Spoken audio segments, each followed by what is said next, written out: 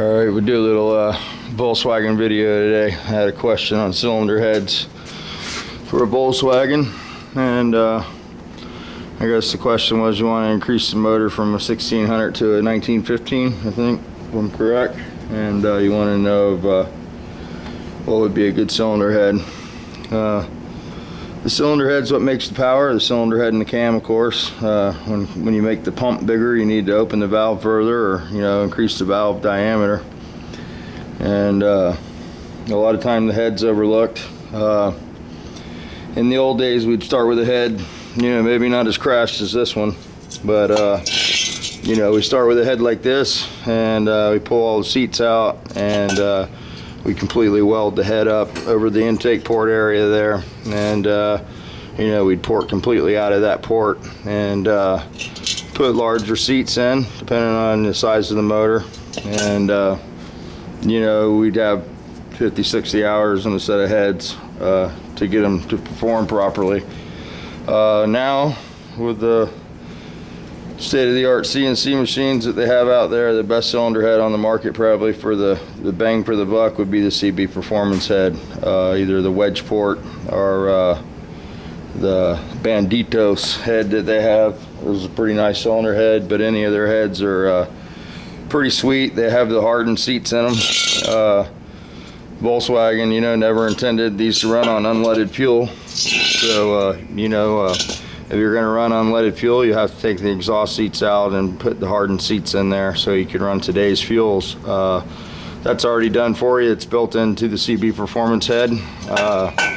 They have a valve spring and retainer package. It's a little nicer than the original setup on the Volkswagen. It's a 7-degree lock instead of the traditional 3-rib grabby thing there that always gives you trouble when you got to take the heads back apart. The heads are pretty much packed right out of the box. I do recommend when you get the head, you want to take the head apart. When you buy a head like that, take the head apart, lap the valves in, make sure the guides aren't too tight. A lot of times you'll have to clearance the valve guides on them, make sure that you have proper clearance there, and so either take them apart yourself or take them to a shop and have them look them over for you before you just bolt them on the car.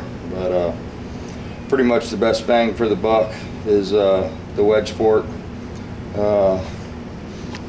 This is a head here that's had a lot of extensive port work on it. It starts like this, and it has to be sort of like that, to get any performance out of them. The wedge ports will produce about 160, 170 horsepower depending on the bottom end that you choose. If you want a good street motor, the bigger the better. And you buy one of those aluminum cases, gets you get an 86 crank and 94 cylinders, set of those wedge port heads, K7 or a K8 cam depending on how radical you want it to be, and set of 48 levers, and you'll have a nice 12-second street ride.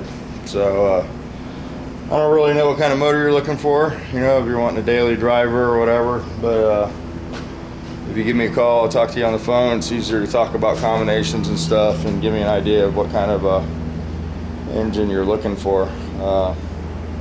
That's sort of the motor that we build around here a lot, and it'll produce 12-second quarter miles in a full-size Beetle, and it's pretty dependable. The key is keeping the compression down with the parts that we have available, unless you're going to go buy a bird crank and or a scat, something that's a little better quality.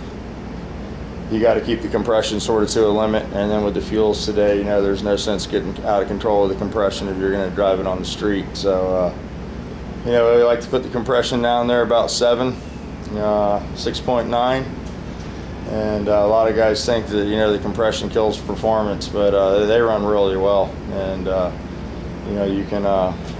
you can put the compression up a little higher if you're going to run good fuel in it, but most guys go for the 87 octane, and that just won't support any compression in an air-cooled motor. So that's that on the Volkswagen stuff. And like I said, if you want to talk or whatever, just give me a call and we can go over it. There's all kinds of rocker arms and cam combinations. It's just it's endless, whether you want to use high lift rockers or regular rockers, or you know what your budget is. It can get expensive quick, you know, with Volkswagens. A lot of guys look in the magazines and they think, wow, it's pretty cheap, but when you start adding it all up, it costs some money. These are the parts that, you know, that are available. This is a H-beam rod, and you know, this rod's good for about 200 horsepower, and then it'll take a shit on you and come out of the motor. And guys will argue that, but like my Beetle that you see on the videos, I have all, you know, it's all old stuff in there, you know, and it was built much better in the old days. I got a set of rods that Gene did, and the bolts alone cost me $400, and you can buy this whole set of rods here for 250 bucks, and you know, I paid 400 for the bolts in my car. So you just got to be aware of the parts and their limits. They have limits, and parts that make the motor nice, you know, valve train areas. If you can pick up a set of Berg rockers, you know, this is what separates the real motors from the, you know, okay motors. Berg rockers go for about $800 used, but it's the way to go. I make several different ratios, and it's the finest steel available, and I don't even think they make them anymore. Berg personally knew, but you can find them out there. And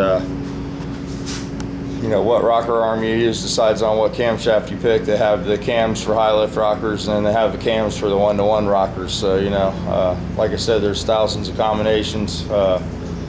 It would help if I knew a little more about how much you want, you know, spend and what you got for your budget.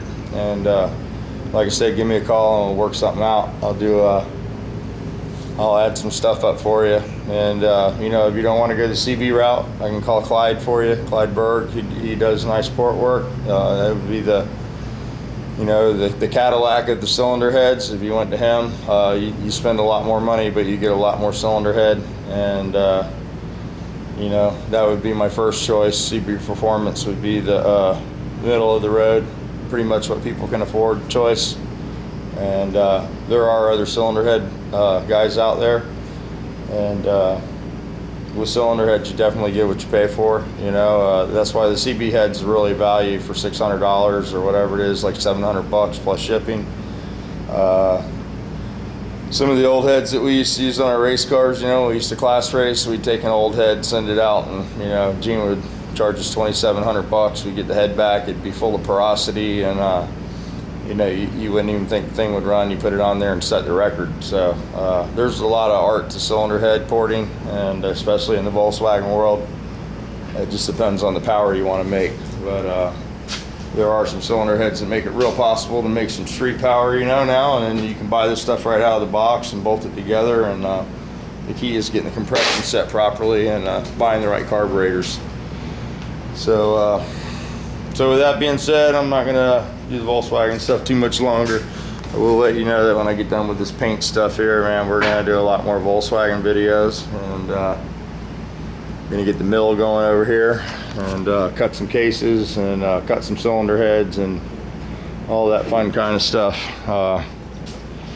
This is the mill I used to use down at the shop I worked at, and we used to build a lot of stuff on that, so I just need to get some tooling for it, and get some power over there in that corner, and then we can do some decking of the blocks, cutting out of the blocks, and you know, we can do all kinds of stuff on that Bridgeport, cutting for double valve springs, you know, cutting out for bigger valve seats, a lot of good stuff. So hopefully we'll get that stuff going soon, and we'll get on some Volkswagen stuff. I don't like to mix the two, you know. I'm trying to get all this crap and primer and painted before I get the Earl in my hands. But yeah, so we've been working on this a little more this morning, and I'm gonna go ahead and turn this off now and turn it back on. We're gonna do a video on breaking that door down over there. So yeah, get your popcorn ready.